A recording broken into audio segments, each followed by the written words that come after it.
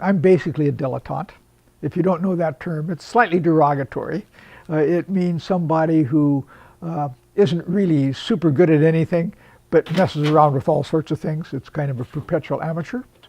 I'm Lowell Henricks, described in various ways by different people. Sometimes as a retired professor, and sometimes as an eccentric old man who lives in the woods.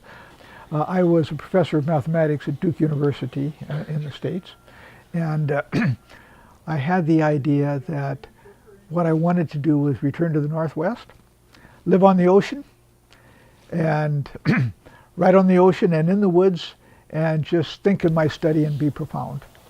The University of Victoria was fairly new and made me a nice offer, so that's why I moved to Victoria. I come from a very religious family. My father was a fairly prominent Lutheran minister in Oregon. And when I was 9, I realized I didn't believe in God. And this was a bit of a problem for me. I won't go into the details, but I spent a good bit of my life as a religious hypocrite. I was always interested in church architecture because even though I was a hypocrite, I would go with my father when he was dedicating a new church. And so as a hypocrite, I would sit in not listening much to the service, but wondering about the architecture and why the architect did this rather than that and so forth. So I was always interested in church architecture. So over the winter, I thought, well, I'll play around with the design. And so I did that, and I came up with this design. And then I thought, that's so neat, I've got to build it.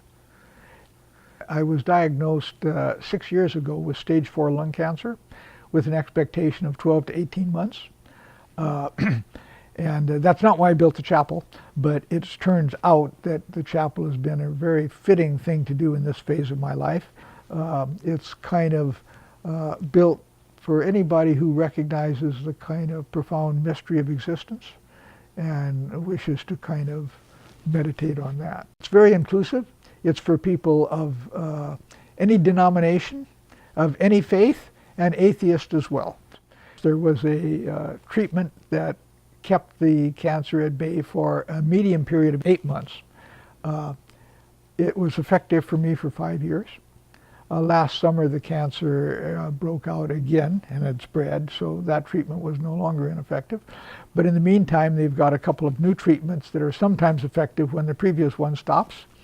So I'm now on one of those, and it makes me a little bit sick, but being sick is better than being dead.